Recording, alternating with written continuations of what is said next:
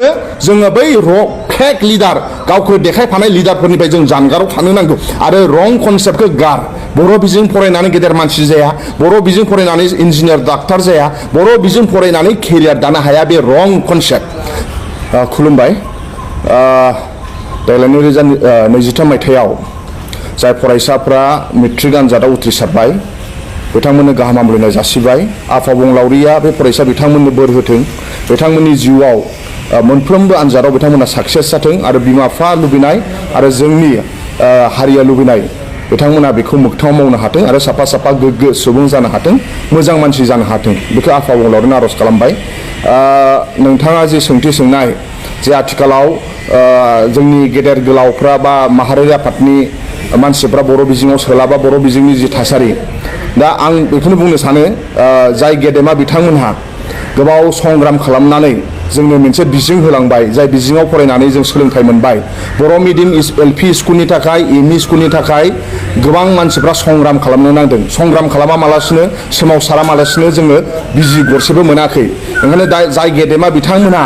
संग्राम खालामनानै बिथांमोना सोमावसारनानै जोंनो LP school ME school high school आरो जोंनो बर' बिजोंखौ होलांबाय बे गेदेमा बिथांमोननो अरायसम आंनि फारसेनिफ्राय खुलुमनाय जासिबाय दा जोंनि आथिखालनि लाइमोनफोरा बे बर' बिजोंखौ बेसे अनसायगोन बेजोंसो सोनारगोन गोदो जि जालांबाय बेखौ जों बावजोबनो नांगौ नाथाय आथिखालनि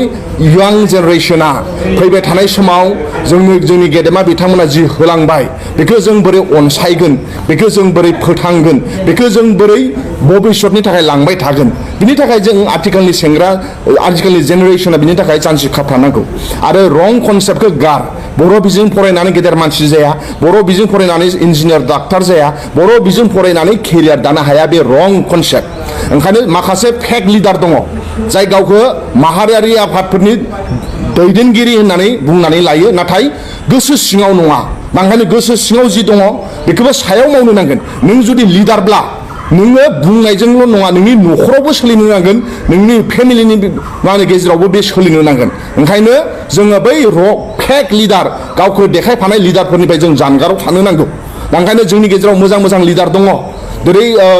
एबसुनि बारग' आफादगिरि उरखावगोरा ब्रह्म बिथांनि फिसाजोआ देग्लाय बर' बिजोङाव फरायनानै मेट्रिक फार्स्ट डिभिजन मोनबाय आरो गोबां जोंहा इन्जिनियार दङ डक्टर जाबाय जोंहा गोबां एपिएससि जाबाय जोंहा सरन नार्जारि बिथाङा आवगाय बर' मिडियाम फरायनानैनो Assam public service commission Saran Narzary बिथाङा आवगाय बर' मिडियाम फरायनानैनो आसाम पाब्लिक सार्भिस कमिसनखौ पास जाबाय दा ओंखायनो जोङो जाय मानसिफ्रा माहारियारि लिडाराव बिबान लानानै गावनि फिसाखौ बर' मिडियामाव सोआखै न'खराव बिथाङा बर'नि राव हारिमुखौ रैखाथि होनाय बा फोथांनानै दोननायनि बे हारिमुवा जुदि गैयाब्ला थाथों बिथांमोना जि खालामथों नाथाय जोंनि जेनेरेशना कनसेप्टआ क्लियार जानो नांगौ जाय गेदेमाफोरा जोङो बिजों होलांबाय बे बिजोंखौ जों फोथांनानै दोननो नांगोन जोंहा गोबां दैदेनगिरिफोर दङमोन जोङो बजेन्द्र कुमार सारखौ जों मानिनो नांगोन उरखावग्रा ब्रह्मखौ जों मानिनांगोन बिजोंनि खेथ्रआव सानसुमा खुंगुरखौ जों मानिनो नांगोन आरो गोबां जोंहा थुनलाइ आफादनि आरो बर'नि माखासे दैदेनगिरिफोर दं जाय गोसो सिङावबो बर' बिजोंखौ थांनानै थाजानायखौ लुबैयो ओंखायनो जों दा आथिखालनि जेनेरेशनफ्रा बे कनसेप्टआ रं कनसेप्ट दैदेनगिरिफ्रानो सोआखै ओंखायनो जोंबो सोआ बे रं कनसेप्ट दैदेनगिरिफ्रा जि मावथों बिथांमोना फेक लिडार बिथांमोना गावखौ देखायफ्लानाय बुंखानायल' नाथाय जोङो गोरबो सिंनिफ्रायबो जानो नांगोन राव हारिमुखौ फोथांना दोननाय बेखौ जों जेरैखि जाया मानिथारनो नांगोन दा जोंहा गोबां बिदिन्थि दं लरेन्स इस्लारि बिथाङाबो सोदों ओंखायनो माखासे लिडारफोर दङ जे बिथांमोना बुङोल' खिन्थु गावनि फिसाफोरखौ सोआखै दा बिथांमोननि थाखाय जोंहा दुखुनांथाव बाथ्रा बिथांमोनहा ओरैनो दिन्थिफ्लानाय लिडार ओंखायनो बिथांमोनखौ लानानै खर' सानांगौ गैया जोङो बिजोंखौ फोथांनानै दोननो नांगोन जोंहा बिटिआरनि बाहेरायावबो नगावआव जोंनि गेदेमा बिथांमोनहा आवगायहाय फरायसालि गायसनदोंमोन दा नगावआव फैयै गंसेबो फरायसालि गैला दा माबायाव क'क्राझारफोर बादियावबो जोंहा बर' बिजों एलपि स्कुल गुदि फरायसालिया थैलांनो हमबाय दा बेयाव जोंनि आसाम सरकारा जोंनो नांगौ बादि बिजाबखौ होआ आसाम टेक्सट बुक कर्परेसना जोंनो जुदि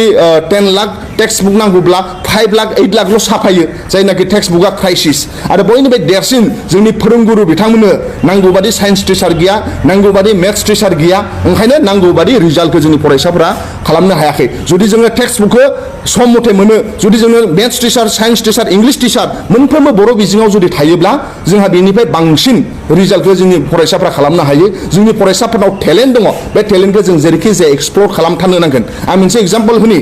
जोंहा दाखालि बावै फेक एनकाउन्टार जाबाय डिम्बेश्वर मोसाहारिखौ जि समाव गावथारदों बे समाव मेट्रिक परिखा सोलिगासिनो दंमोन बे समाव डिम्बेश्वर मोसाहारिनि फिसाला देग्लाय बिथाङा मा होनो 52% मोनदों जेरावनाखि परिखा समाव फेट फैदों अब्लाबो 52% मोनदों दा बिथांनि न'खरा बुंदों बिथाङा फार्स्ट डिभिजन मोनगौमोननो बिथाङा फरायसायाबो बुंदों